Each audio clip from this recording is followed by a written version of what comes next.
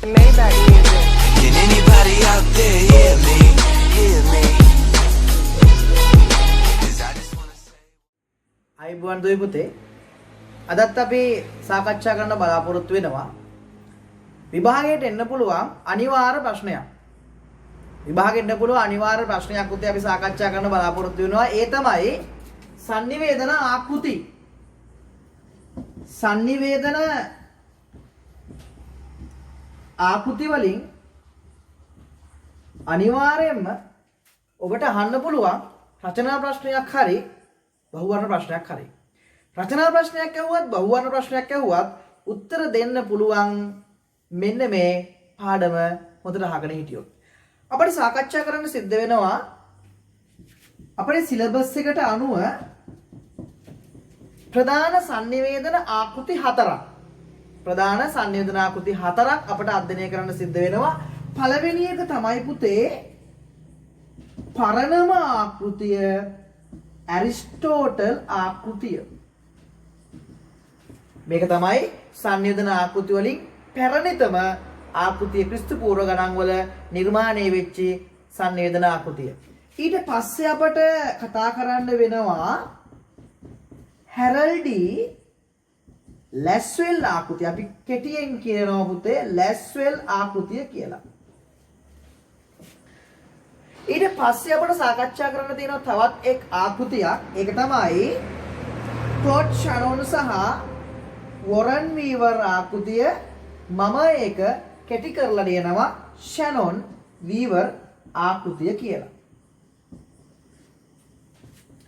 අන්තිම ආකෘතිය තමයි පුතේ අපට සාකච්ඡා කරන්න සිද්ධ වෙන විල්බර් ශ්‍රාම් සහ චාල්ස් ඔස්ගුඩ් කියන දෙන්න එකට එකතු වෙලා නිර්මාණය කරන ලද ආකෘතිය. මේක අපි හඳුනා ගන්නවා ශ්‍රාම් ඔස්ගුඩ් ආකෘතිය කියලා. එතකොට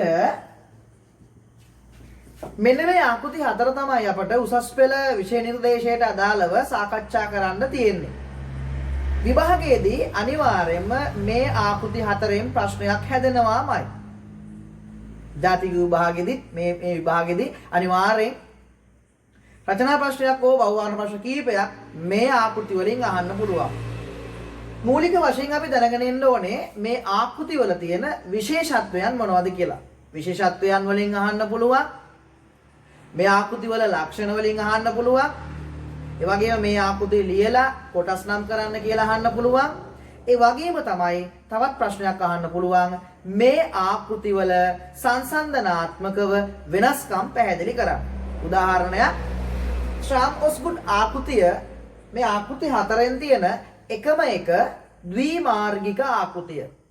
ඒ වගේම තමයි ලැස්වෙල් ආකෘතිය ගත්තත් ඇරිස්ටෝටල් ආකෘතිය ගත්තත් ෂැනොන් වීවර් ආකෘතිය ගත්තත් මේ ආකෘති තුනම ඒකමාර්ගික ආකෘති වීම. එතකොට වෙනස්කම් සංසන්දනාත්මකව අපි අධ්‍යයනය කරනකොට ලියනකොට මෙන්න මේ වගේ ප්‍රශ්නත් අහන්න පුළුවන්. මේ ආකෘති අතර තියෙන වෙනස්කම් සංසන්දනාත්මකව විස්තර කරන්න කියලා. ඉතින් ඔය මොන ප්‍රශ්නය අහුවත් අපට උත්තර දී ගන්න පුළුවන් වෙයි මේ පාඩම හොඳට අහගෙන හිටියොත්. අපි දැන් කතා කරන්න බලාපොරොත්තු වෙන්නේ sannivedana ආකෘති වලින් පරණම ආකෘතිය වෙන පැරණිතම ආකෘතිය ඇරිස්ටෝටල් ආකෘතිය. ඇරිස්ටෝටල් ආකෘතිය කියලා කියන්නේ මේ ආකෘතිය හොයාගත්තේ ග්‍රීක දාර්ශනිකයෙක් වෙච්චි ඇරිස්ටෝටල් නිසා. මේක ක්‍රිස්තු පූර්ව ගණන් වල ඉදිරිපත් කරපු ආකෘතියක් නිසා අපි හඳුනා ගන්නවා ඇරිස්ටෝටල් ආකෘතිය තමයි ආකෘති අතරින් පැරණිතම ආකෘතිය කියලා. එතකොට කොහොමද මේ ආකෘතිය අඳින්නේ? මතක තියාගන්න ඇරිස්ටෝටල් ආකෘතියේ විශේෂත්වයන් අපිට ලියන්න වෙනවා. ඒ වගේම ඇරිස්ටෝටල් ආකෘතිය ඇඳලා මේකේ මූලිකාංග නම් කරන්න සිද්ධ වෙනවා. ඒ වගේම ඇරිස්ටෝටල් ආකෘතියේ තියෙන දුර්වලතා විස්තර කරන්න අහන්න පුළුවන් අපෙන්. මූලික වශයෙන් අපි ඇරිස්ටෝටල් ආකෘතිය ඇඳලා ඉමු. මේ විදිහට කොටුවක් ඇතුලේ මේ විදිහේ වෘත්ත හතරක් ඇඳගත්තා. මේකේ මූලිකාංග පහක් තියෙනවා පුතේ. මේ වෘත්ත හතර ඇතුලේ මූලිකාංග හතරක් ලියලා මතක තියාගන්න එක මූලිකාංගයක් අපි මේ වෘත්ත වලින් පිට මේ කොටුව ඇතුලේ සඳහන් කරනවා. බලාගෙන ඉන්න. ඇරිස්ටෝටල් ආකෘතිය ඉදිරිපත් කරන්න ඇරිස්ටෝටල් ආදේශ කරගන්නේ මූලාශ්‍රය කොටගන්නේ කතර සංනිවේදන අවස්ථාවක්. මේ කතර සංනිවේදන අවස්ථාවල මේ මූලිකාංගය වෙන්නේ කතිකය. කතර සංනිවේදන අවස්ථාවක කතා කරන්නේ කතිකයා නිසා මේ පළවෙනි වෘතය ඇතුලේ ලිව්වා ඇරිස්ටෝටල් කතිකයක්. කරන්නේ කතාවක්. එහෙනම් ඔන්න කතාව කියන එක දෙවෙනි වෘතය ඇතුලේ ලිව්වා. ඊට පස්සේ අහගෙන ඉන්නේ ශ්‍රාවකයෝ. ඒක නිසා තුන්වෙනි වෘතය ඇතුලේ ඇරිස්ටෝටල් ශ්‍රාවකයෝ කියලා සඳහන් කරා. ශ්‍රාවකයන්ට වෙනවා අවසාන වශයෙන් බලපෑමක්. එහෙනම් කතිකයෙක් ඉන්නවා, ඊළඟට කතාවක් තියෙනවා, වගේම ශ්‍රාවකයෝ ඉන්නවා, ශ්‍රාවකයන්ට බලපෑමක් එල්ල වෙනවා. ඒ වගේම තමයි මේ කතන සංනිවේදන අවස්ථාවක් නිසා අවස්ථාව කියන එක ඇරිස්ටෝටල් මේ වෘත්ත තුنين පිට ලිව්වා. එහෙනම් පුතේ මතක තියාගන්න ඇරිස්ටෝටල් ආකෘතියේ මූලිකාංග 5යි කතන සංනිවේදන අවස්ථාවක් මූලික කරගෙන ඇරිස්ටෝටල් ඉදිරිපත් කරපු නිසා කතිකයා දැම්මා මූලික රවුමට, දෙවෙනි රවුමේ කතාව, තුන්වෙනි රවුමේ ශ්‍රාවකයෝ, හතරවෙනි රවුමේ බලපෑම. කතන සංනිවේදන අවස්ථාවක් ඇසුරෙන් මේ ආකෘති ඉදිරිපත් කරපු නිසා අවස්ථාවක් තිබ්බා. මේ අවස්ථාව මේ කොටුව ඇතුළේ ලිව්වා. එතකොට පුතේ මොනවද මේකේ මූලික ලක්ෂණ? මොනවද මේකේ මූලික ලක්ෂණ? අපේ මූලික ලක්ෂණ විස්තර කරන්නත් අහයි. බලන්න පළවෙනියෙන් පුතේ මේ ආකෘතිය මොන මාර්ගිකයිද කියලා. හොඳට බලා ගන්න. සංනිවේදකයා ග්‍රාහකයා වෙත පණිවිඩයක් දීලා නැවත ග්‍රාහකයා වෙත ප්‍රතිපෝෂණ එන්නේ නැත්නම් මේ ආකෘතිය මොන මාර්ගිකයිද? ඒක මාර්ගිකයි. මතක තියාගන්න. පළවෙනි ලක්ෂණය තමයි මේක ඒක මාර්ගික ආකෘතියක්. දෙවෙනි ලක්ෂණය තමයි බලන්න මූලිකාංග කීයක් තියෙනවද කියලා. එහෙනම් මේකේ තියෙනවා මූලිකාංග පුතේ 5ක්. එහෙනම් මූලිකාංග 5කි. මූලිකාංග 5කි. බලන්න තුන්වෙනි ලක්ෂණය. හොයන්න මේකේ තවත් ලක්ෂණයක්. ලක්ෂණයක් තියෙනවා පුතේ. මොකද්ද? ප්‍රතිපෝෂණයක් නොමැත.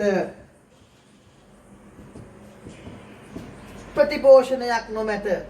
එහෙනම් මේකේ ලක්ෂණ තුනක් විස්තර කරන්න කිව්වොත් ඔන්න අපිට විස්තර කරන්න පුළුවන් මේක ඒකමාර්ගික ආකෘතියක්, මූලිකාංග 5ක් ඔස්සේ ඉදිරිපත් කරපු ආකෘතියක්, වගේම මේක ප්‍රතිපෝෂණය නොමැති ආකෘතියක්. තවත් ලියන්න පුළුවන්.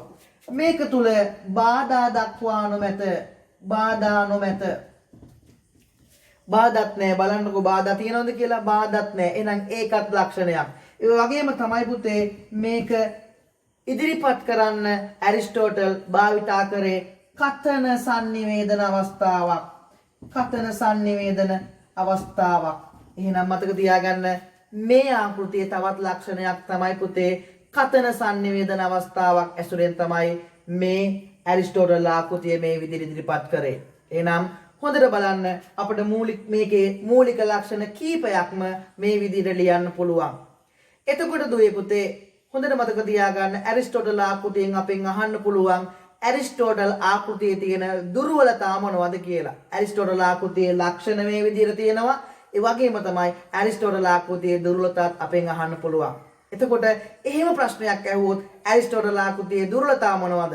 පළවෙනි දුර්වලතාවය තමයි බලා ගන්න. මූලිකාංග 11කින් අපි සාකච්ඡා කරපු sannivedana ක්‍රියාවලියේ ස්වභාවය ඔබට මතක ඇති. එහෙනම් මූලිකාංග 11කින් sannivedana ක්‍රියාවලිය සිද්ධ වුණත් ඇරිස්ටෝටල් මේක පැහැදිලි කරනකොට මූලිකාංග පුතේ තිබ්බේ 5ක් විතරයි. එහෙනම් ඒක දුර්වලතාවයක්. 11ක් තිබුණත් 5ක් විතරයි තමන්ගේ ආකෘතියට ඇතුළත් කරේ. ඒ වගේම තමයි sannivedana ක්‍රියාවලිය ඒකමාර්ගිකව විතරක් නෙමෙයි ද්විමාර්ගිකවත් සිද්ධ වෙනවා. එහෙනම් ඒකමාර්ගික ස්වභාවය විතරයි මේක සාකච්ඡා කරලා තියෙන්නේ. sannivedana ක්‍රියාවලිය තුල ප්‍රතිපෝෂණයක් සිද්ධ වෙනවා වගේම බාධාත් ඇති වෙනවා. එහෙනම් මේකේ ප්‍රතිපෝෂණයක් නැහැ. මේකේ බාධාත් නැහැ. එහෙනම් මතක තියාගන්න ඒවත් දුර්වලතා. ඒ වගේම තමයි අද වෙනකොට sannivedanaya පුතේ සංකීර්ණ ලෙස දියුණු වෙලා තියෙනවා. එතකොට අද වෙනකොට මාධ්‍ය ඔස්සේ sannivedanaya සිද්ධ වෙනවා. එතකොට තාක්ෂණික මෙවලම් ඔස්සේ sannivedanaya සිද්ධ වෙනවා. හැබැයි පුතේ මේක තුල මාධ්‍යයක් දක්වලා නැහැ. අද වෙනකොට දරුවෙක්ට උගන්වන්න sannivedanaya මෙන්න මෙහෙමයි ක්‍රියාත්මක වෙන්නේ කියලා පැහැදිලි කරන්න මේ ආකෘතිය යෝග්‍ය වෙන්නේ නැහැ. හේතුව තමයි නූතන සංකීර්ණ sannivedana ක්‍රියාවලිය පැහැදිලි කරන්න ඇරිස්ටෝටල් ආකෘතිය ප්‍රමාණවත් වෙන්නේ නැහැ. එහෙනම් හොඳට මතක තියාගන්න මේකත් මේකේ තියෙන දුර්වලතාවයක්. හොඳට බලන්න ඇරිස්ටෝටල් ආකෘතියේ ලක්ෂණම තමයි අපි මේකේ දුර්වලතා හැටියට විස්තර කරන්න ගන්නෙත්. විශේෂ දුර්වලතාවයක් තියෙනවා පුතේ. මොකක්ද මේ විශේෂ දුර්වලතාවය?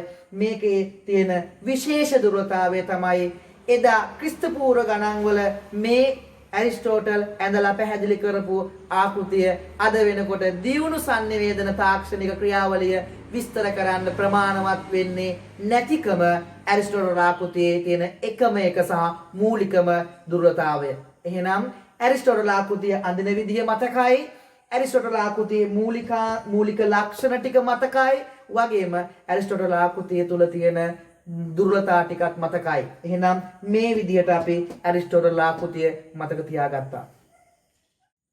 ඊළඟට අපි කතා කරන්න බලාපොරොත්තු වෙනවා දෙවෙනි ආකෘතිය ලැස්වෙල් ආකෘතිය. 1948 හැරල්ඩ් ඩී ලැස්වෙල් ඉදිරිපත් කරනවා මේ විදිහට තවත් ආකෘතියක්. මේ ආකෘතිය අඳින්න මෙන්න මෙහෙමයි. ආකෘතිය අඳින්න කලින් මතකද බලන්න ඇරිස්ටෝටල්ගේ නිර්වචනය. Who says what in which channel to whom with what effect? යමෙක් යමක් යම් මාධ්‍යයක් ඔස්සේ යමෙකුට යම් බලපෑමක් සඳහා ප්‍රකාශ කරනු ලබන දෙය sannivedanayයි. මේක තමයි ලැස්වෙල්ගේ නිර්වචනය. මම ලැස්වෙල්ගේ නිර්වචනය මෙහෙම ලියනවා. Who says what in which channel to whom with what effect කියලා. right? හොඳට බලන්න. ලැස්වෙල් ආකෘතිය අදිනකොට ලැස්වෙල් ආකෘතියට ඇන්දෙත් එයාගේ මෙන්න මේ නිර්වචනය හොඳට බලන්න. Who කියන්නේ sannivedakaya. එහෙනම් මං ඔන්න ආකෘතිය අඳිනවා.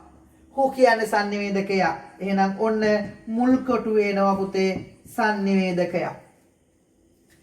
මේක ඒක මාර්ගික ආකෘතියක් නිසා එක පැත්තකට අපි ඊතල දාන්න ඕනේ. says what දෙවෙනි මූලිකාංගය.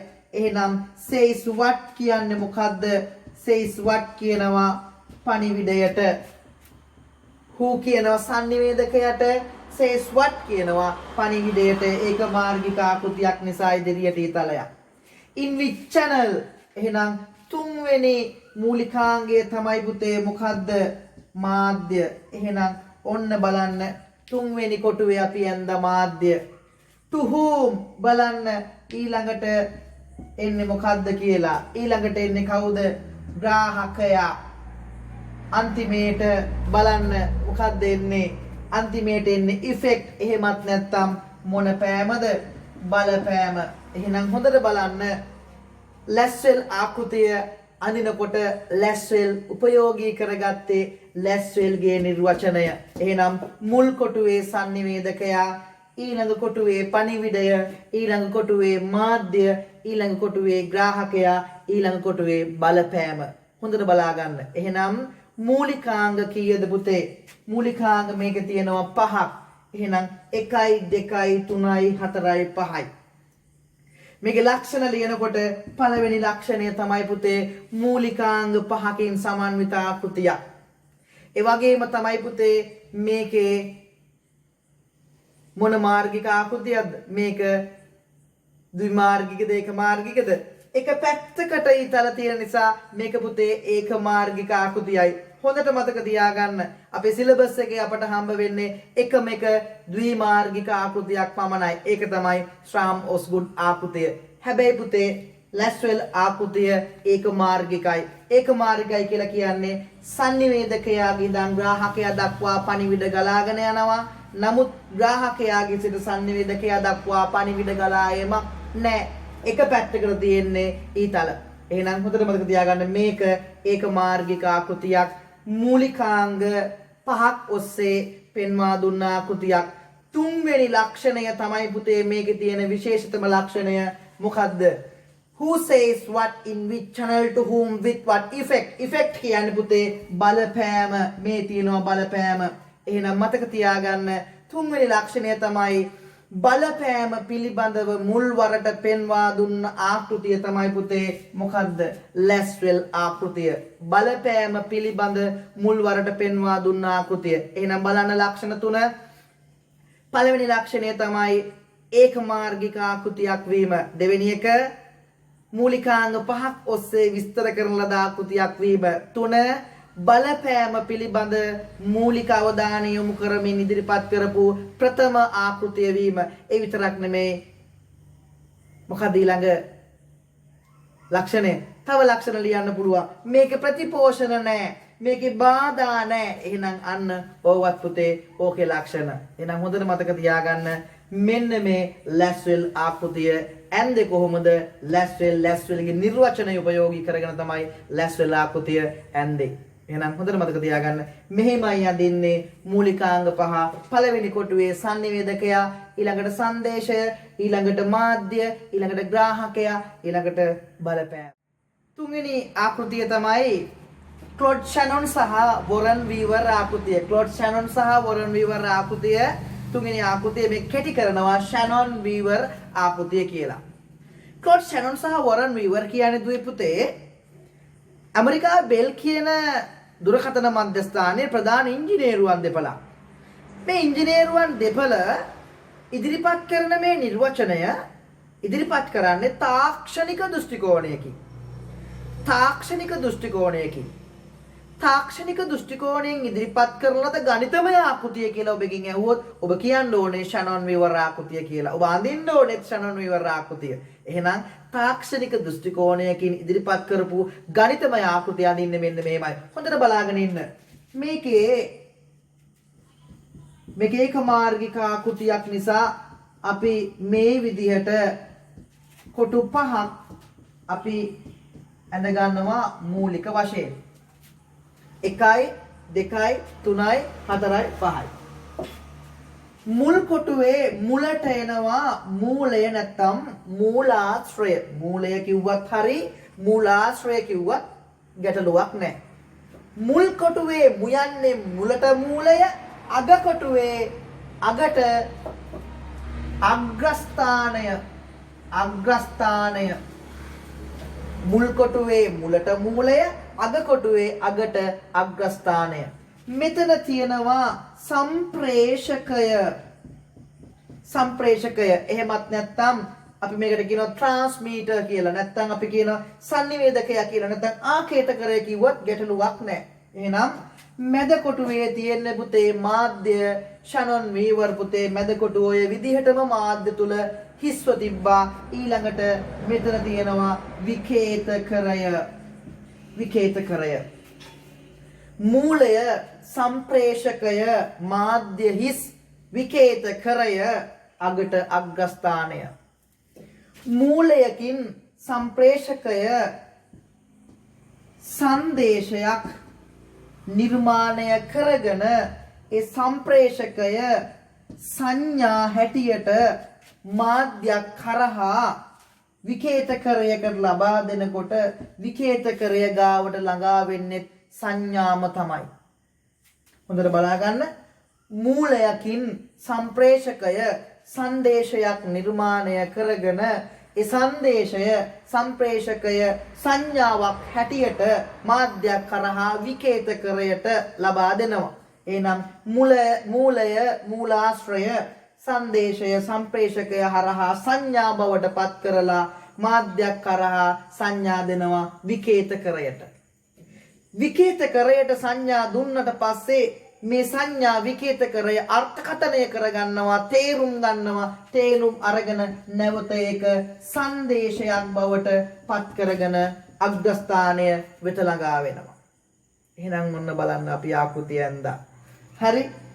මූලය නැත්තම් මූලාශ්‍රය සංදේශය සම්ප්‍රේෂකය සංඥා මෙතන යවූ සංඥා කියලා ලියනවා සමහරක් කට්ටිය ගැටලුවක් නැහැ යවූ සංඥා මාධ්‍ය ලැබූ සංඥා කියලා කට්ටියක් ලියනවා ගැටලුවක් නැහැ විකේත කරය සංදේශය අග්‍රස්ථානය එහෙනම් ඔන්න බලන්න අපි ආකෘතිය ඇඳා මොනවද පුතේ මේකේ තියෙන විශේෂත්වය අපි ආකෘතිය ඇඳලා තමයි ආකෘතිය සම්පූර්ණ නැහැ පුතේ මාධ්‍යයක් කරහා යනකොට මේකේ තියෙනවා පුතේ බාධා ඇති වෙනවා බාධා එහෙනම් මේ ආකෘතිය ෂැනොන් වීවර් ඇන්දෙම මෙන්න මේ බාධා කියන මූලිකාංගය පෙන්වන්න බාධා sannivedana ක්‍රියාවලියක් තුල ඇති වෙනවයි කියලා පැහැදිලි කරන්න තමයි මේ ආකෘතිය ෂැනොන් වීවර් පුතේ ඇන්දේ එහෙනම් ඔන්න මූලයකින් සංදේශයක් නිර්මාණය කරගන්නවා සම්ප්‍රේෂකය ඒ සංදේශයේ විකේතකරයකට අරගෙන යනකොට සංඥා බවට පරිවර්තනය කරනවා සංඥා මාධ්‍යයක් කරා යනකොට බාධා ඇති වෙනවා බාධා හරහා සංඥාව විකේතකරයට ගිහිල්ලා සංදේශයක් බවට පත් වෙලා විකේතකරයේ බලපෑමකට ලක් වෙනවා ඒක අග්‍රස්ථානයේ හැටියට අපි හඳුනා ගන්නවා එහෙනම් ඔන්න අපි ආකෘතිය ඇඳා මේකේ මොනවද තියෙන විශේෂ ලක්ෂණ මතක් කරන්න දැන් විශේෂ ලක්ෂණ මම කියන්න නෑ ඔන්න ආ මතක් කරනවා එක පැත්තක ඩීතල තියෙන නිසා එහෙනම් මේක මොන මාර්ගිකයිද ඒක මාර්ගිකයි ඔව් ඒක මාර්ගිකයි ඊට පස්සේ මේකේ විශේෂ අවධානය යොමු කරලා තියෙනවා බාධා වලට විශේෂ අවධානය යොමු කරපු එකම එක ආකෘතිය තමයි පුතේ මෙන්න මේ ෂැනොන් වීවර් ආකෘතිය බාධා වලට විශේෂ අවධානය යොමු කරපු ආකෘතිය ඒ වගේම තමයි මේක තුල මොකද්ද ප්‍රතිපෝෂණය දක්වා නොමැත මේක තුල ප්‍රතිපෝෂණය දක්වා නොමැත එහෙනම් තුන්වෙනි ලක්ෂණය මේක තුල ප්‍රතිපෝෂණය දක්වා නොමැත මේක ගණිතමය ආකෘතියක් තාක්ෂණික ආකෘතියක් ගණිතමය ආකෘතියක් තාක්ෂණික ආකෘතියක් ඒ වගේම තමයි පුතේ මේකේ ආකේතකරණය සහ විකේතකරණය පිළිබඳව හොඳ පැහැදිලි කිරීමක් කරලා තියෙනවා ආකේතකරණය සහ විකේතකරණ අවස්ථා බලා ගන්න මූලයකින් සම්ප්‍රේෂකයේ සංදේශය හදා ගන්නවා වගේම විකේතකරයේ සංදේශය සංඥා වලින් සංදේශය නිර්මාණය කර ගන්නවා ආකේතකරණයක් මෙතන වෙනවා විකේතකරණයක් මෙතන වෙනවා ඔන්න බලන්න මෙන්න මේකේ ලක්ෂණ එහෙනම් ෂැනොන් වීවර් ආකෘතියත් ওই විදිහට අපිට අවබෝධ කරගන්න පුළුවන් අය පාරක් කියමු මේකේ ලක්ෂණ පළවෙනි ලක්ෂණය ඒකමාර්ගිකයි දෙවෙනි ලක්ෂණය බාධා මුල් වරට පෙන්වා දුන්න ආකෘතිය තුන්වෙනි ලක්ෂණය ප්‍රතිපෝෂණය නොමැත හතරවෙනි ලක්ෂණය මේකේ මොනවද ගණිතමය එහෙමත් නැත්නම් තාක්ෂණික ආකෘතියක් පස්වෙනි ලක්ෂණය මොකද්ද මේකේ පස්වෙනි ලක්ෂණය තමයි ආකේතකරණය සහ විකේතකරණය පිළිබඳ පුළුල් පැහැදිලි කිරීමක් කරගන්න පුළුවන් යෝග්‍ය සුදුසු ආකෘතියක් තමයි පුතේ ෂැනොන් වීවර් ආකෘතිය කියලා කියන්නේ. එහෙනම් ෂැනොන් වීවර් ආකෘතියෙන් අපි යනවා ඊළඟට කතා කරන්න අපිට තියෙන ද්විමාර්ගික එකම එක ආකෘතිය ස්ට්‍රාම් ඔස්ගුඩ් ආකෘතිය ගැන කතා කරන්න. අපි ඊළඟට කතා කරන්න බලාපොරොත්තු වෙනවා අපේ අවසාන සංවේදන ආකෘතිය ස්ට්‍රාම් ඔස්ගුඩ් ආකෘතිය. විල්බර් ස්ට්‍රාම් සහ චාල්ස් ඔස්ගුඩ් කියන දෙන්න එකට එකතු වෙලා මේ ආකෘතිය ඉදිරිපත් කරපු නිසා තමයි මේකට ස්ට්‍රාම් ඔස්ගුඩ් ආකෘතිය කියලා හඳුන්වන්නේ. එතකොට අපි සාකච්ඡා කරන ආකෘතිය අතරින් ද්විමාර්ගික එහෙමත් නැත්නම් ප්‍රතිපෝෂණ ක්‍රියාවලියක් දකින්න පුළුවන් එකම එක ආකෘතිය තමයි පුතේ මෙන්න මේ ෂ්‍රාම් ඔස්ගුඩ් ආකෘතිය. අදින්නේ කොහොමද කියලා අපි බලාගෙන ඉන්නවා. රයිට්? ආකේතකරයක් ඉන්නවා. මතක තියාගන්න ආකේතකරය.